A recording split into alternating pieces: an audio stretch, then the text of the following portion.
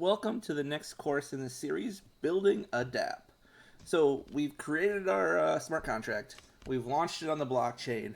Now how do we get people to interact with our contract? So in this course, we're going to go through how to build a Dapp. So building a Dapp can be very complex if you don't know where to start. There's all kinds of tools. There's Hardhat, there's Truffle, there's Visual Studio, there's ethers.js, there's web3.js, there's React, and so on and so forth. There's tons of tools. So where do we start?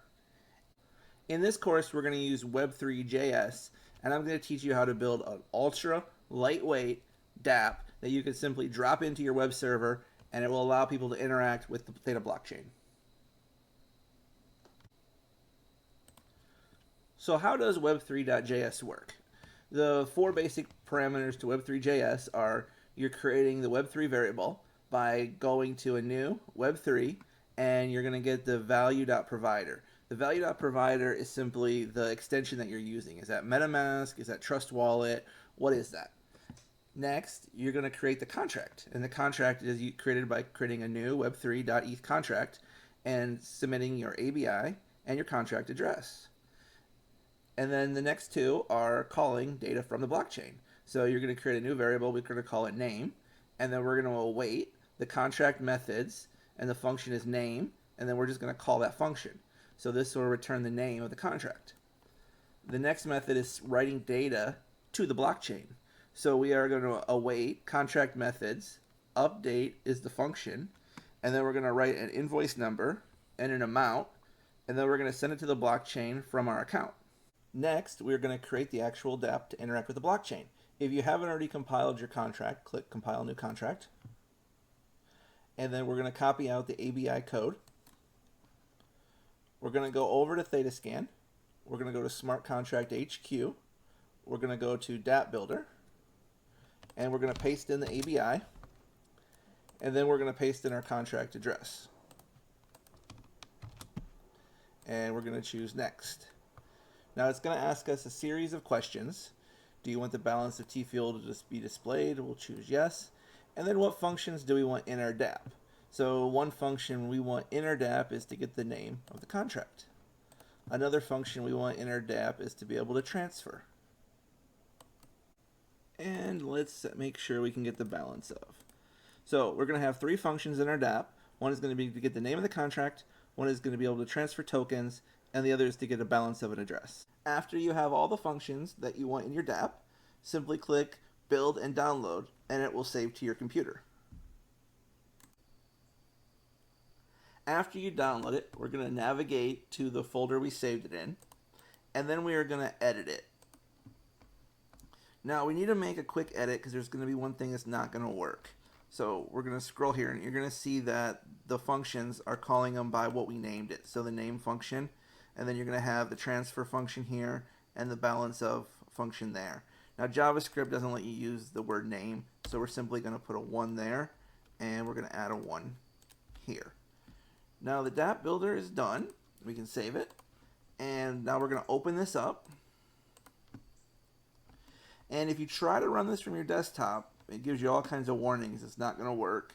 When you try to connect to it, it's going to give you another warning that it won't work. It must be run from a server. If you click on any of the buttons, nothing's going to work. I have uploaded a copy of the Dapp to a web server, so now we can test it out. So now we're on a web server. We're going to connect our wallet to it. Gives us our balance. If you aren't already connected to it, it'll pop up a MetaMask and tell you to connect. And then we can read the name. It's my token. We can get an address and paste it in there and get the balance of it, which is 9s. And then we can send some tokens to somebody.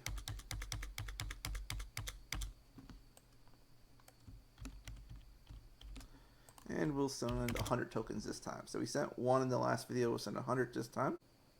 Then we simply click transfer. MetaMask is going to open, and we can confirm our transaction.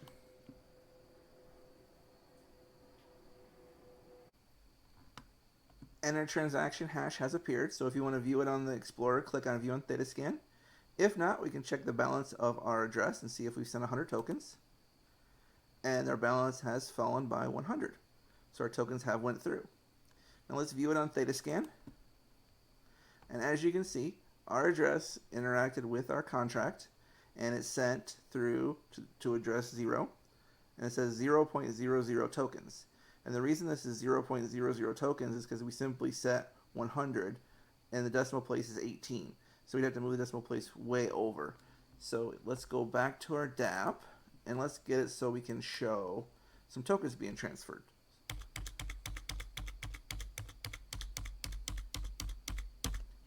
Alright, so I added 18 more zeros, so it'll now show some tokens being transferred on Thetascan. So we're going to click transfer again. MetaMask is going to open. We're going to click confirm. And then we're simply going to wait for this transaction hash to change to the updated transaction hash. Alright, we have our new transaction hash. It is now here. So we're going to view it on Thetascan. And as you can see, we've now sent 100 of our tokens to address 0. So before, we had so few tokens that didn't register. Now it's saying 100 tokens were sent. Let's go back to our Dapp and check the balance of our address. So we can see right here that this is all 9s, and we're going to read the balance of, and the 9 changed to an 8. So you can see that some of our tokens were sent. And if we want to check the balance of this address, we can copy it in and paste it.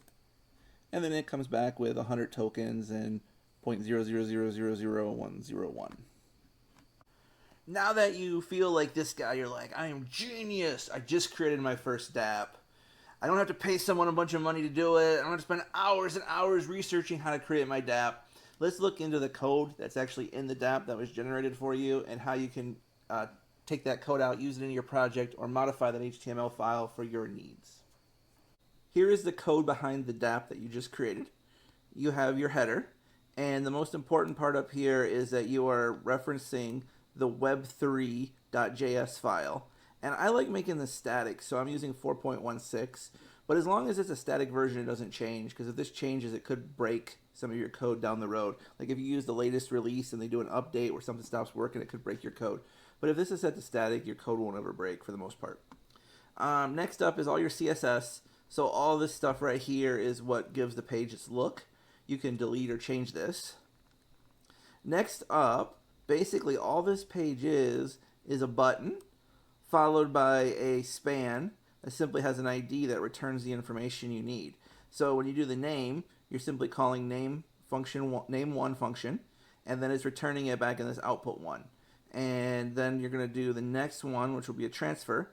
So it's doing an input of recipient right here, and then you're going to input the amount underneath it. And then the transfer is going to kick out right here where it says output 3 span. And then underneath that, you're going to have the button for the transfer, and on click, it calls the transfer function. And then the next function is going to be balance of. So when you click this button right here, it's balance of. So you could simply take this JavaScript, copy it into your file, and then use these buttons to do what you want them to do. So if you didn't have to enter any information, like the name function, for example, you could simply just copy this right here into your code with this JavaScript, and it'll work. Now the one thing I skipped over that you'd want to put also is this wallets wrapper and these wallets right here. So this is what pulls up the wallet in the top corner. Next, let's take a look at the JavaScript. So under here, it's going to start off with having global variables of provider, web3, and wallet count. And when you open this app up, it's going to build the connect button for you. It's going to make sure the account and contract are null. And then it's going to set the ABI and the address of the contract right here. So this is the input you put into the Dapp builder. It's putting the ABI right here and the address right here. And then next up, it's going to make an asynchronous call, and it's going to ask the web browser, hey, what plugins or what extensions are installed? Does MetaMask exist? Does Trust Wallet exist? Does Phantom Wallet exist? And if it finds a wallet, it sets the wallet count at 1. Now we're going to go down and look at the wallet before we look at all the functions. When you click the wallet button, it is going to immediately call the connect function.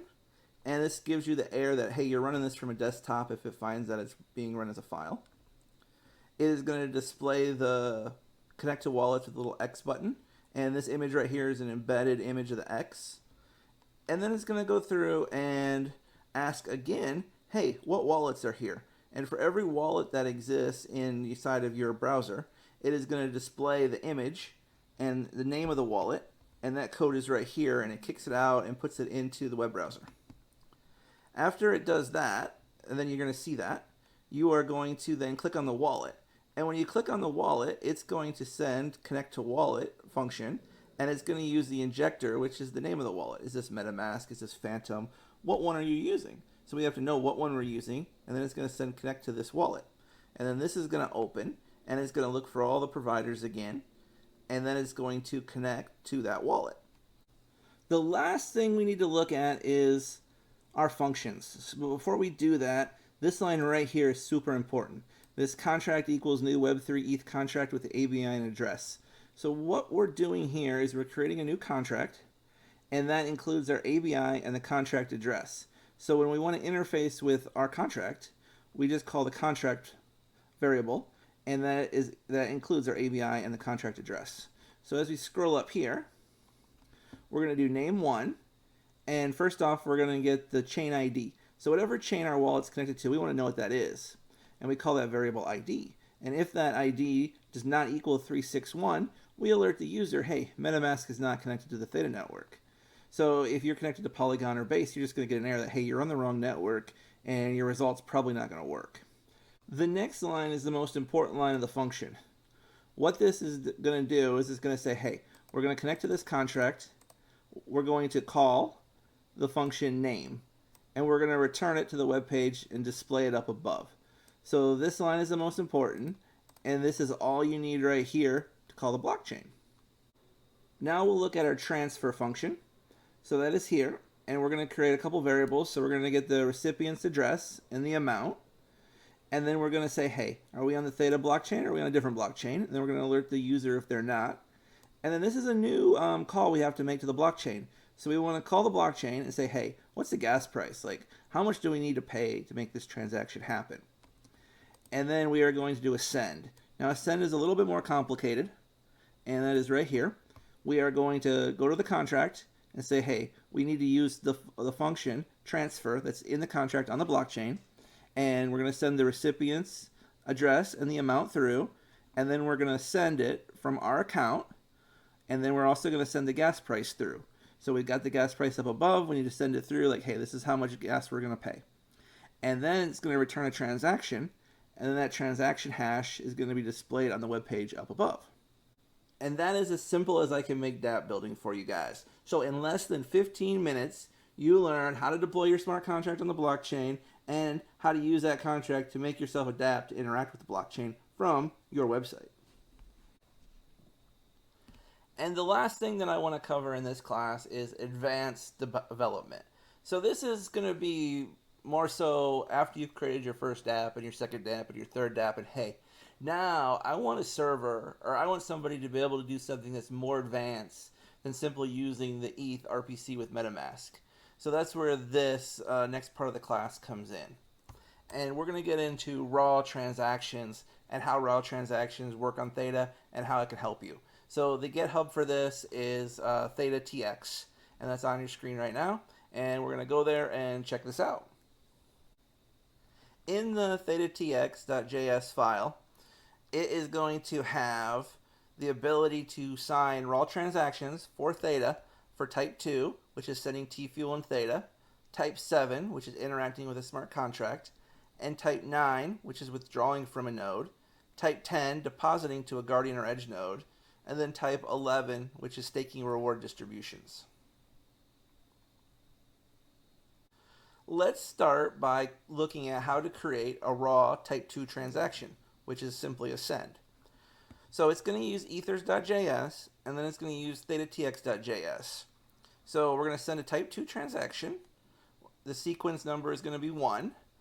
We're going to put in the address that it's from, the address that it's to, the amount of Theta or T-Fuel we want to send, and then we are going to build our transaction.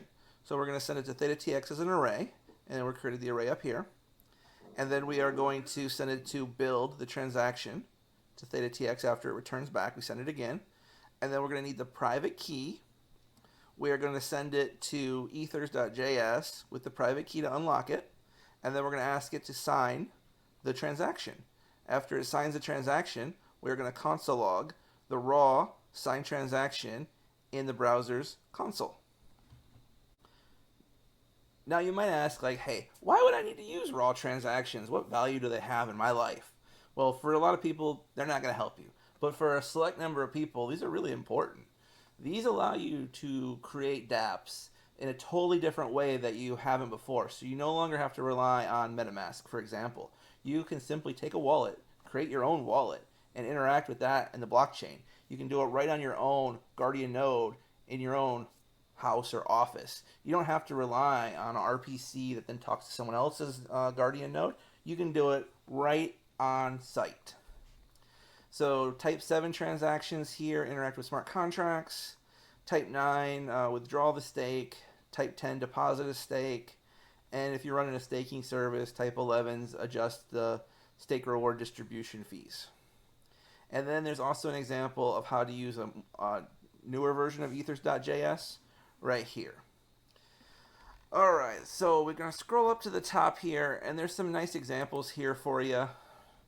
And it'll go through how to do a send, how to deposit, smart contract, and then there's an example right here that creates an entire wallet for you. So you can go through the process of what a wallet would look like and how to build your own private wallet that interacts with the Theta blockchain. And the last thing that we need to do is take a look at how do you deploy a raw transaction. So we made the raw transaction. Now how do we send it to the blockchain? Well, that is done through any Guardian node. So to send a raw transaction, we're going to go to Smart Contract HQ, and we're going to go to Broadcast Transaction. And simply paste in your raw transaction right here, and click Send. Now, if you want to do it through an API, you would go down to the Broadcast Raw Transaction, or Send a Raw Transaction, and you would use this API right here, and you would just send it where it says Signed Transaction, and then it broadcasts out to the Theta blockchain, and your transaction is now signed, and it will process through and kick you out a reply. Thank you for watching my Build a Dapp class. I hope you guys really learned something, and the next class we are going to dive in to Theta's Edge Cloud and how to use some of their AI models.